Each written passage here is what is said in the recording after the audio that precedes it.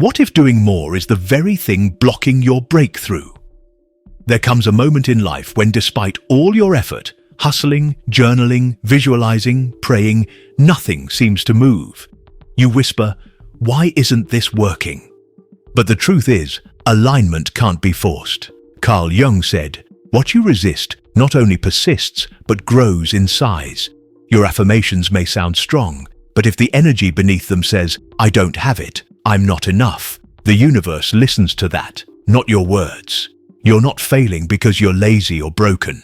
You're trapped in survival mode, trying to control what was never yours to command. The truth?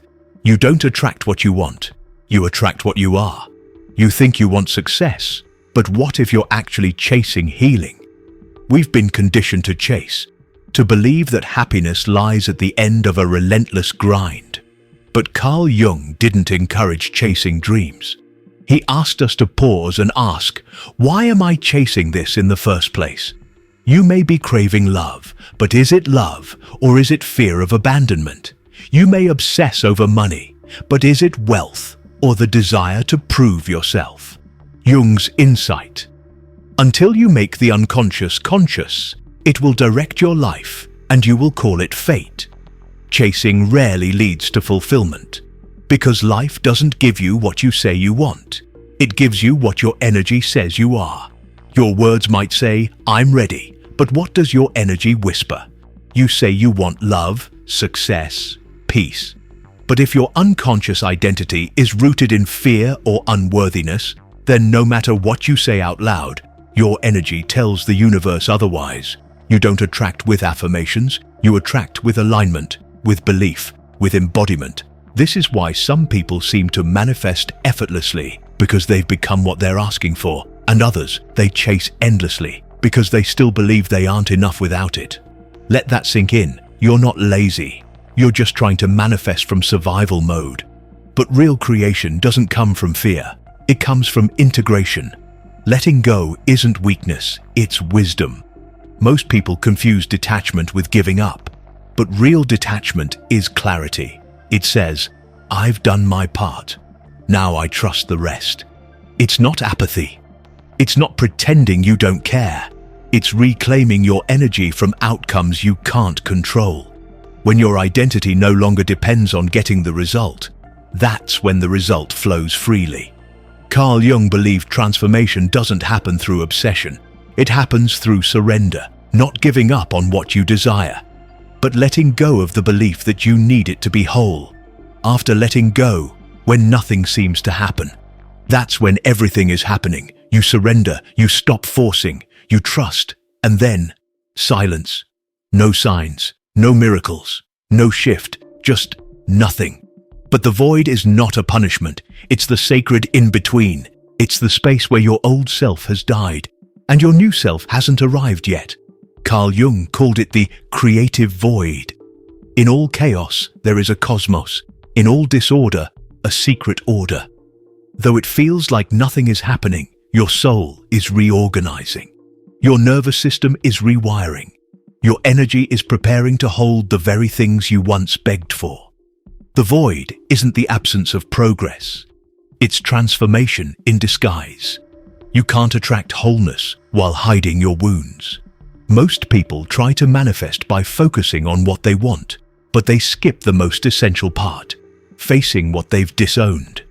Carl Jung called it the shadow. Not evil, not darkness, but the repressed parts of you, the fear you buried, the shame you ignored, the anger you never voiced. You think you're manifesting from vision boards, but if deep down you're still operating from lack or fear, what you create will mirror that fragmentation. You can't manifest a better life while rejecting pieces of yourself. You must meet those parts with love and bring them back home. What if the fear you're feeling isn't intuition? It's insecurity in disguise. The part of you checking your phone, refreshing your inbox, overthinking every silence. That's not your higher self. That's your ego. terrified of the unknown. Your ego wants guarantees. It wants timelines. It wants to know exactly when and how things will happen so it can feel safe. But your soul, it doesn't need proof. It already trusts the outcome. Carl Jung observed this war clearly. He taught that the soul doesn't seek outcomes, it seeks alignment. The ego says, "I need this so I don't get hurt again." The soul whispers, "Even if it doesn't come, I'm still whole." Desperation screams. Alignment whispers. You can't chase peace and panic at the same time. If your energy says, "I need this to feel worthy," then even if the universe brings you the opportunity, you won't be able to hold it. Because you're still vibrating from lack, from fear, from separation. The real shift happens when you start asking, what would the healed version of me do right now? And you honor that. Not because it forces a result, but because it anchors your truth. You don't need to chase what you can become. This is the essence of Jung's deepest work. Individuation. You stop trying to fix yourself. You stop pretending you're broken. And you realize every version of you belongs. You don't attract what you obsess over. You attract what you've made peace with. That's the turning point. When you stop asking life to prove you're enough and start living as if you already are. And ironically, that's when things start showing up. Not because you asked, but because you finally aligned. The only thing between you and your dream life might be the part of you you're still rejecting. Carl Jung said, "The most terrifying thing is to accept oneself completely." And it's true, because self-acceptance means turning and facing the guilt, the shame, the fear you've buried for years. It means looking at yourself, not just the light, but the shadows, and saying, "You're allowed to exist. I see you. You don't need to control me anymore." Until you do that, your energy stays split. Your desires say, "I want more." But your unconscious still believes, "I'm not worthy of it." And so life reflects that contradiction. What if your dream life isn't waiting ahead of you, but underneath the layers you're afraid to peel away? If you don't believe you're ready, you'll unconsciously block the very things you're calling in. You'll manifest relationships that recreate your abandonment wounds. You'll manifest money that leaves as fast as it came. You'll manifest visibility that feels empty. Why? Because you didn't evolve into the version of yourself who can receive and hold it. You don't need more manifestation tricks. You need a deeper self-concept. What if everything you've been chasing was already inside you? Carl Jung's most powerful idea wasn't about achievement. It was about remembrance. You're not here to build a version of yourself from scratch. You're here to uncover what's always been there, beneath the proving, beneath the people-pleasing, beneath the noise. The soul version of you, the one that's calm, whole, magnetic, never left. You just got distracted. You forgot. This journey? It's not about creating. It's about remembering. You were never here to beg for your life. You were here to embody it. Let this land deeply. You're not late. You're not broken. You're not behind. You don't need to prove you're worthy. You already are.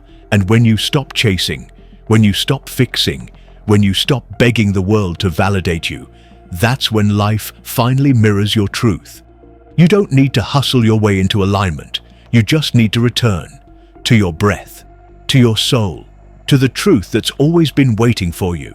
The universe doesn't respond to your vision board. It responds to your vibration. Stillness is not passivity, it's power. When you choose presence over panic, when you choose peace over pressure, when you choose remembrance over reaching, you become the magnet. You don't ask, you don't beg, you don't prove, you simply are. And in that being, everything begins to move.